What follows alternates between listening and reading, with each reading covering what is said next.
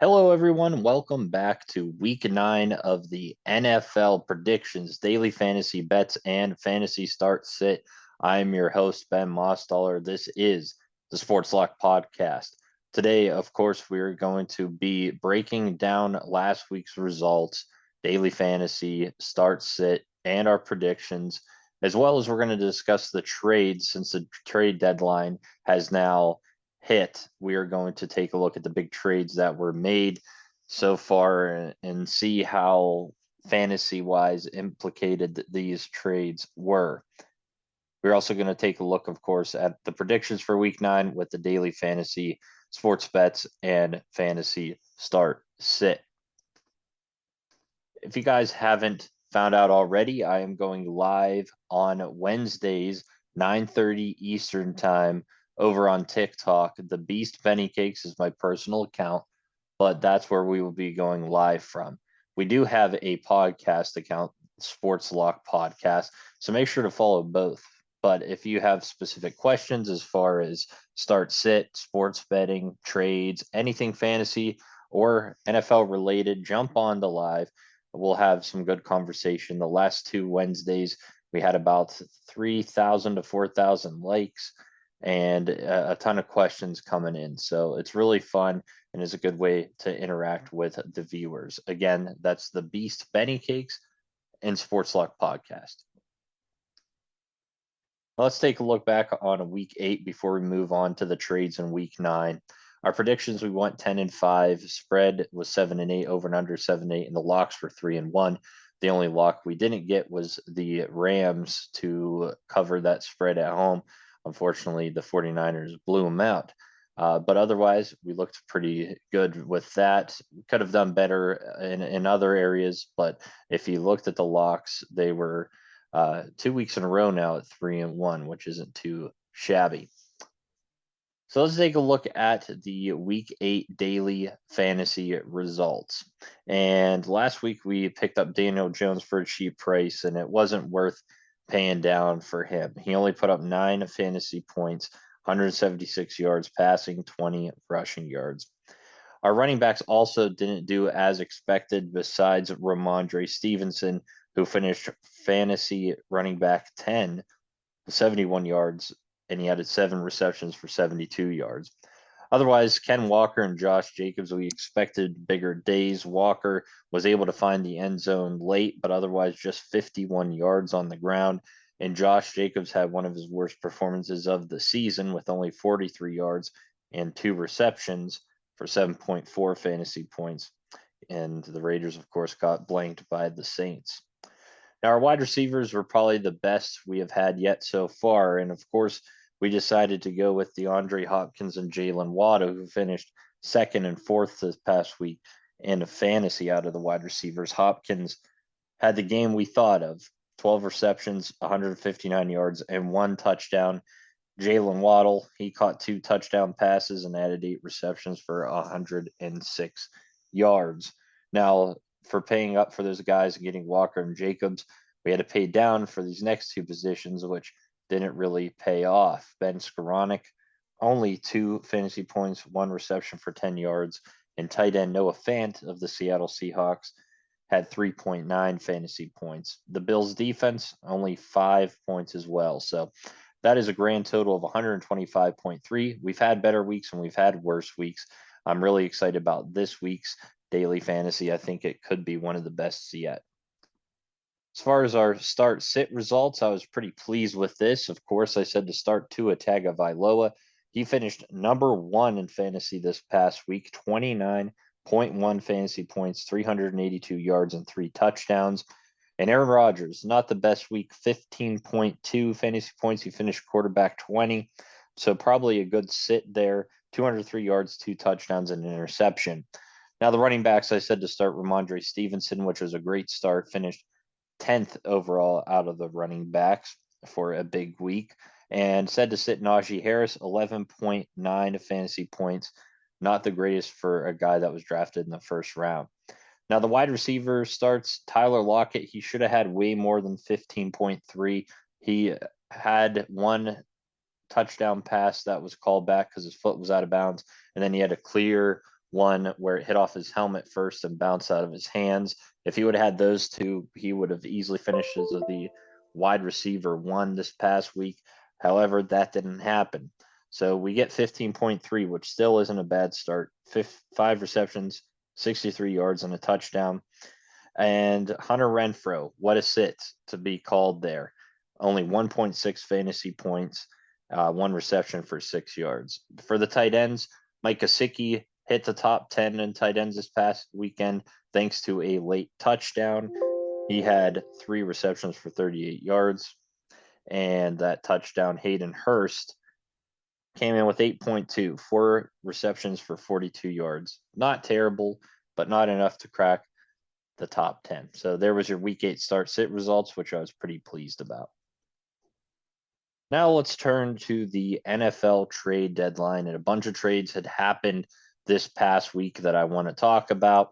And we're going to start with the big one, which probably touched about last week on the last podcast, but we're going to go back to it and kind of break it down. It's Christian McCaffrey trade, one of the best running backs we have seen in a while. The Niners receive him, and the Panthers receive a 2023 second, third, and fourth, along with a 2024 fifth. So, the Panthers are trying to rebuild, and what a package you get with those types of draft picks. Imagine what you can turn those into. And to be honest with you, at running back, Chuba Hubbard, although he's injured, is not a bad running back. And how about Foreman? He had a huge week last week with 3 touchdowns. And he is a guy that I think is going to be very valuable. So between the two, this is a win for the Panthers. Now, the Niners, they gave up a lot, but they do have a lot of talent already. I don't think the draft picks are really going to necessarily hurt them. And we saw what Christian McCaffrey did last week, throwing for a touchdown, running for a touchdown, and receiving a touchdown. So McCaffrey is phenomenal. He's going to be a big asset to that Niners team to potentially make it back to the NFC Championship. So I think it's a win for both teams. I think it's pretty equal. But the Panthers did get some nice compensation for having to give up Christian McCaffrey. And I think within the next few years, once these picks are utilized, we could see them become NFC South contenders, especially the way that the Tampa Bay Buccaneers have been playing. Another big defensive name, Roquan Smith.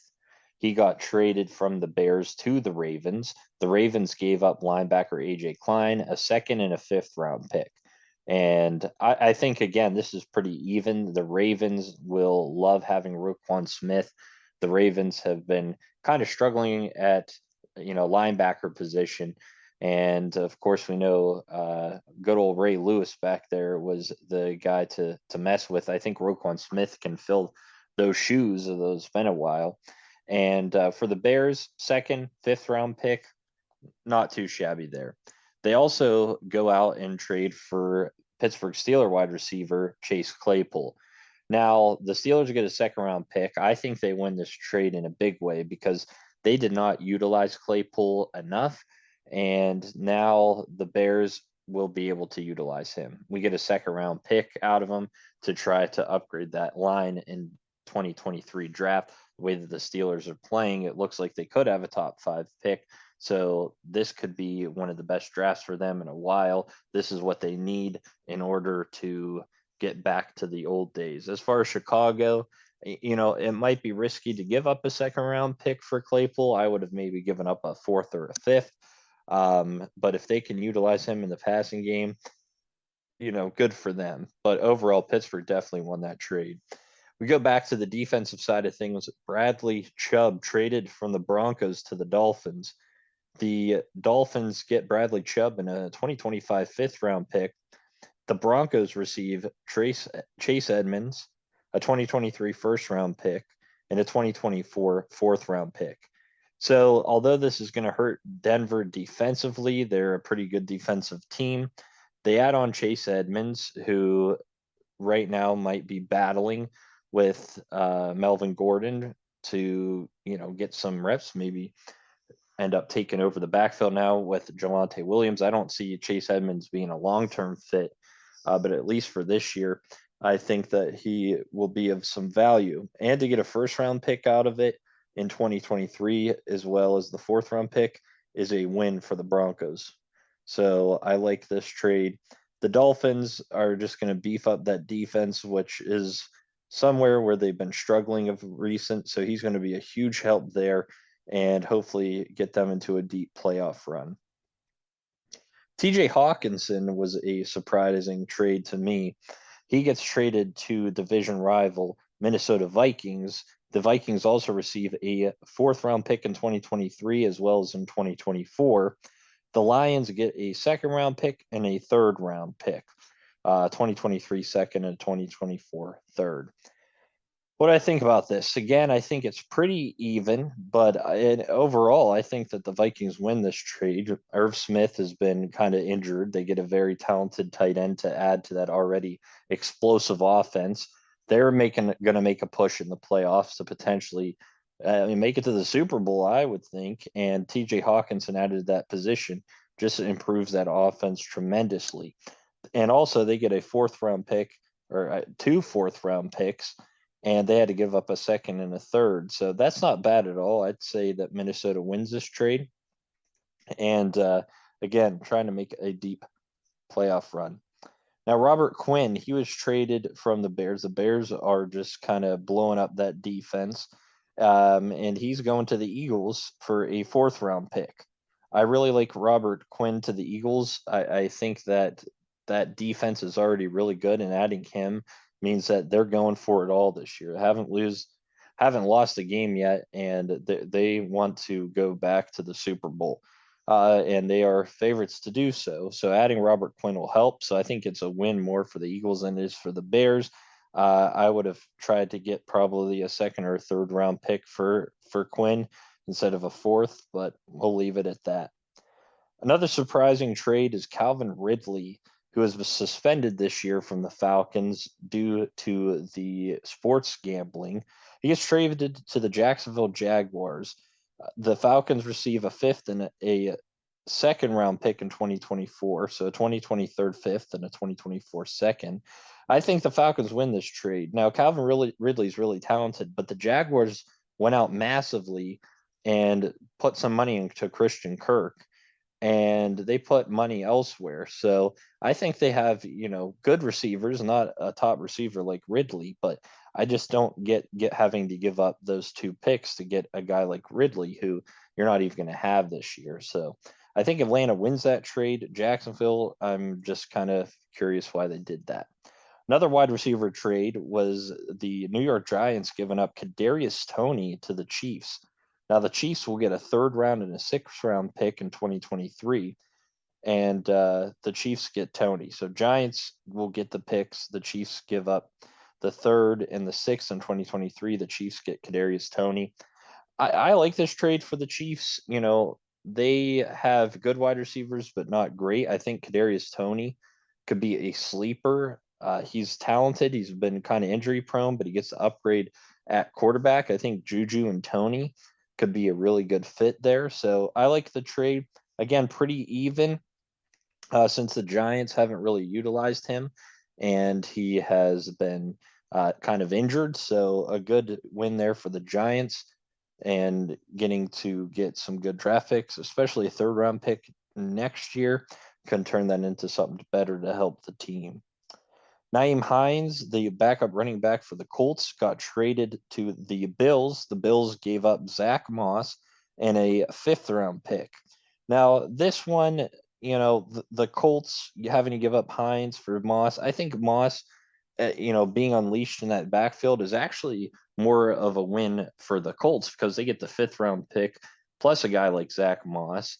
Nyheim Hines, not bad, but with Buffalo, how much usage is he going to get? That's my concern. So I like Indianapolis doing that because they get the fifth round pick out of it, and Zach Moss, who I really like. Jeff Wilson Jr., the running back from the Niners.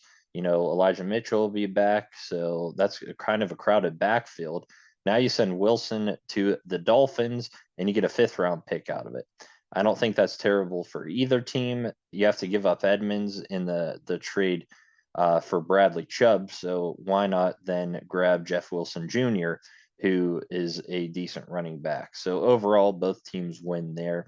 James Robinson was traded to the Jets from the Jaguars. The Jets give up a 6th-round pick in next year's draft for James Robinson. I think it's well worth it with Breece Hall's injury. And I think that him and Carter will battle sometime there at the running back spot. So I think it's worth giving up the 6th-round pick. So I think the Jets win that trade. Robbie Anderson got traded from the Panthers to the Cardinals. The Cardinals get Robbie Anderson. They give up a 6th and a 7th-round pick in 2024 and 2025. I think the Panthers, again, they're stacking up all these draft picks, and I think they're going to make good use of it. The Cardinals get Robbie Anderson, who was kind of a head case there for a while in Carolina, and obviously a guy they really don't need. They already have DeAndre Hopkins, Rondale Moore, and Marquise Brown. So why go for Anderson and give up those picks? Doesn't make sense to me. So that's all we're really going to talk about with trades. There has been other trades, but nothing really big impacting fantasy. Those are the trades there. I think, Christian McCaffrey now being able to have more freedom and on a better team behind a better line in San Francisco is really going to help him fantasy wise. We already saw it last week. Bradley Chubb is going to help that defense of Miami. The Denver defense gets a little bit worse. And so just some interesting trades coming up on the last day of the trade deadline there. But now let's get to our predictions of the week. And we're going to start with Thursday Night Football. We have the Philadelphia Eagles 13-point favorites at Houston. Right now I just don't see Houston, putting up a fight against the Eagles. The Eagles easily took care of the Steelers. So I like Philadelphia to cover that 13. The over-under of 44, I feel like it will hit the over slightly. Philadelphia can put up the points, and I think Houston will put up just enough to hit that over. We have the Chargers at the Falcons. The Chargers coming off the bye, Atlanta winning a thriller against the Panthers, almost blowing it there at the end of the game to take over the NFC South. So the Chargers coming off the bye, no Mike Williams, kind of banged up Keenan Allen. This one should be closer than expected, but if it's only a field goal, give me the Chargers. I think Herbert comes back, healthier with that rib injury. He got the bye week off, so I think he comes back with a big week and takes care of the Falcons in Atlanta. I do think this will be higher scoring. Will it reach 49? That's really tough to say. I think that it gets very close, but just slightly under. So I'm going to go with the Chargers to cover those 3 to win and just slightly under 49. Then have the Miami Dolphins -5 at the Chicago Bears. I think the Bears cover that 5. I think it's going to be a very close game. The Dolphins almost lost to the Lions on the road, but I do think the Dolphins win. So I would take the Dolphins to win, the Chicago Bears to cover the 5, and the over-under of 44. I would slightly favor the under. Well, you know what? We're going to go slightly with the over. Miami's defense isn't that great. I think Chicago puts up some points, and we know what Miami can do with Tua, Tyreek, and Jalen Waddle. So we're going Miami to win, Chicago to cover the 5, and slightly over the 44. Carolina +10 at Cincinnati. Cincinnati did not look good last week without Jamar Chase. I don't know what was going on there. So this one's kind of interesting. I think Carolina covers the 10. I would take them to cover, but Cincinnati to win. And the over under of 42.5, I would bet the over. Carolina, again, can put up some points. Cincinnati can if they want to. So I think this is going to be a higher scoring affair. The first lock of the week, we're going with Green Bay -3 at Detroit. Green Bay on a 4-game losing streak. They need something here. The Detroit Lions, the worst team in football right now, although they have a great offense. This is going to be interesting. This is a must-win game for the Packers. That's why I'm taking them -3 on the road. They got to win this one. And if they don't, that's just really sad. So I'm going Green Bay to win, locking in the -3. And the over-under of 49, I think it's just a little bit too high for this divisional game. I'm going to slightly favor the under here. Indianapolis +5.5 at the New England Patriots. The over-under is at 39.5, which I do think that it will slightly hit under. Both offenses struggle to put up points. They both have great defenses. So what I'm going to do is I'm going to take the Patriots to win, but the Colts to cover that 5.5. I think it's a very close, low-scoring game, but the Patriots pulled off at home. Buffalo -12 at the New York Jets. The Bills don't really blow out teams besides the Steelers, but they don't really blow out teams. I think that they do win by 2 touchdowns. I would take them to cover the 12 at on the road with the Jets because the Jets look god awful versus the Patriots last week. So I do think they cover, but I'm locking in the under 47.5 because I think Buffalo puts up the points, but the Jets struggle to put up the points. So I think that's just a little bit too high. I think they score somewhere around 42 or 43 combined points, something like a 28-10 game. So I am locking in the under of 47.5 this week.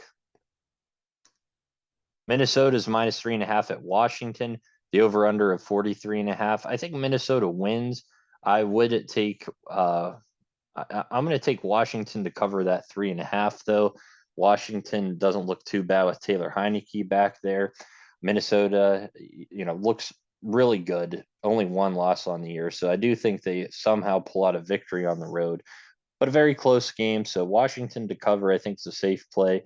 Minnesota to win, over under 43.5. I'm going to go under because I think it'll be a lower scoring affair as well.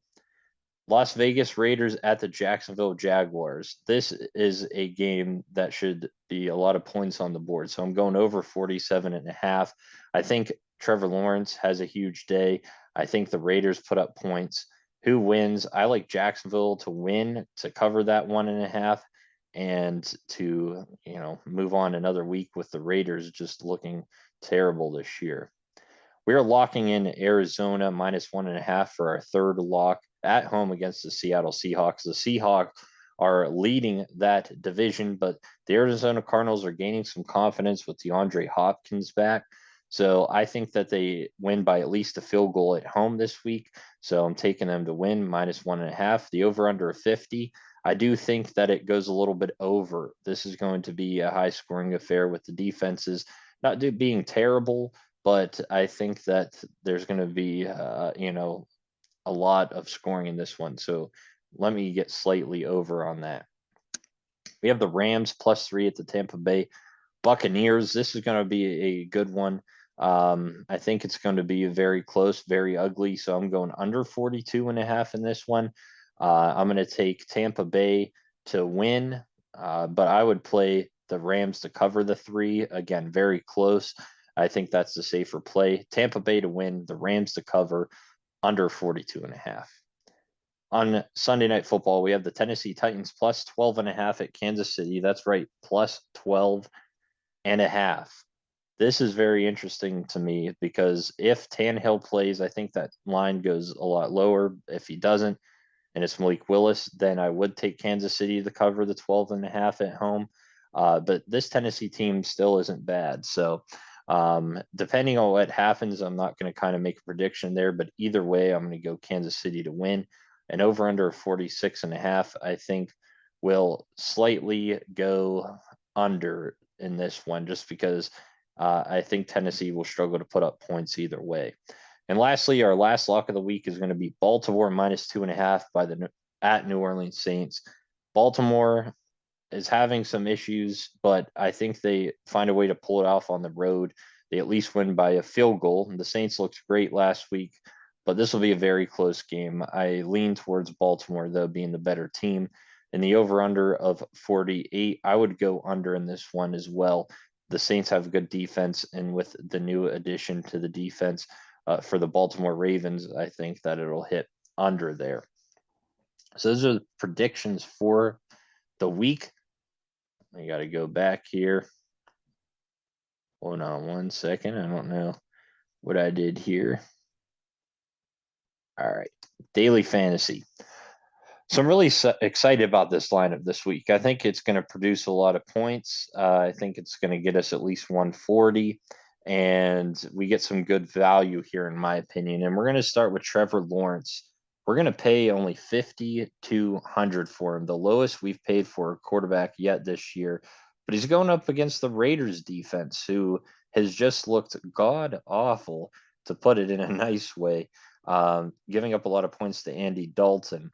But that defense is one of the worst in the leagues, and I think he bounces back in a big way at home. And unlike we paid for Daniel Jones last week at Seattle, 5,600. We get this guy $400 cheaper with a better matchup and being at home. So love it. Me some Trevor Lawrence this week. At the running backs position, the last 2 or 3 weeks we went with 3 running backs. We're going to only go 2 this week. We're going to go with Aaron Jones. He's got a very good matchup against the Detroit Lions defense. He's been averaging around 24 points per game in his last 2 games. I think that continues in a big way this weekend in Detroit. Travis Etienne Jr., 6,300. Travis Etienne now the guy in Jacksonville with James Robinson gone, so no worry about having to split the carries there. And he has looked phenomenal in his last couple games. Without James Robinson, last week he runs for 156 yards against a very good Denver defense and scores a touchdown. This week, he goes up against the Raiders, who's 30th against the run. So I think he also has a huge week. For the wide receivers, we got to go back to DeAndre Hopkins. He's been doing it for us each week, and he's going to be over 8,000 at some point. He's been the number 1 fantasy wide receiver the last 2 weeks, averaging 30 points per game. So we will take him for that price. Another guy to utilize with Jamar Chase out is going to be Cincinnati wide receiver Tyler Boyd, and we get him for only 6,300. Tyler Boyd ranks wide receiver 5 the last 2 weeks, and I see him getting around to 80 plus yards receiving and 1 to 2 touchdowns this week against the Panthers. We're going to go with Juju Smith-Schuster as well at wide receiver. His last 2 games, he finished top 10 in both of those contests out of the wide receiver spot, over 100 yards and a touchdown in each of those games. Let's continue to utilize him at home on Sunday Night Football. And lastly, for the wide receivers, we got to pay down a little bit somewhere, and that's going to be at our last wide receiver spot in Devin Duvernay. But I think it's a very good pick for Devin Duvernay there for only 4,900. Devin Duvernay will be the wide receiver 1 with Rashad Bateman out on injury. So for 4,900, even though they're going up against the Saints, who shut down the Raiders wide receivers, I think he brings some value and some definite upside this coming weekend. And for tight end, we're going to go with Evan Engram. We're going to get another Jaguar. That's 3 there. We're jumping on the Jags train this week. And I am shocked that he's only 3,300. He's ranking 3rd in the last 2 weeks in fantasy with 8 receptions, 122 yards, and a touchdown. And to get him at that price this week is insane. So I think he can find the end zone again, and he will be great value to you, better than what we had last week. So I'm riding with that. And lastly, we'll go with the Colts defense. They're cheap enough. They're going up against the Patriots, who I think they can hold to under 20 points and get an interception or 2 from them. So give me the Colts defense to round it out. Lastly, we've been doing so well with our start sit, so let's continue that. We, of course, want to start Trevor Lawrence. I told you why. We're going to sit Matt Stafford on the road. Cooper Kupp is dealing with an injury, and if he would miss time, I think that even hurts Stafford's value more. So I would be sitting him if you have him. I'm going to start David Montgomery. I think he can have a big week this week against the Dolphins defense. We saw what Jamal Williams was able to do last week against the Dolphins. Now, David Montgomery should have a big week there. I'm going to sit Michael Carter. The Jets are going up against the Bills defense, a very tough defense, and I just don't know if he's the guy. I think Robinson can kind of take a beating into those numbers, those carries, those touches for Michael Carter. So I do not like Michael Carter this week. I'm going to start Tyler Boyd, though, obvious reasons. Sitting Brandon Cooks against a very good Eagles defense. He is the only guy in Houston So the Eagles are going to really, focus on covering him, and I think they'll hold him to a must-sit option this week in Week 9. And lastly, at the tight end spots, we're going to start Evan Ingram. Again, we're riding the Jacksonville train, and we're going to sit Tyler Conklin. Conklin ranks tight end 2 in the last 2 weeks, a guy that I really liked for a while. But this week, again, going up against that Bills defense, I just don't see him having top 2 potential. So I would sit him if you have him. But that's it for the podcast this week. I want to thank you for listening in, and I just want to remind you that every Wednesday night at 9:30 Eastern Time throughout this fantasy football season, the NFL season, I'm going to be going live on my personal TikTok, The Beast of Benny Cakes. You can ask me any sort of fantasy football, NFL trades, sports betting questions on there. I go live for about an hour until I continue to get questions. Again, the last 2 weeks were very good for me there. So we stayed on for about an hour. But you can also follow my other TikTok account, which is linked to this podcast, the Sports Lock Podcast. That is the Instagram and TikTok Sports Lock Podcast. So I wish you guys all the best in Week 9. Hopefully, we can hit some bets. Hopefully, we can win some fantasy leagues. And I hope to see you all on Wednesday, 9:30 Eastern Time, over on my TikTok, The Beast Benny Cakes. All right. Thanks for listening, and I'll see you next week for Week 10.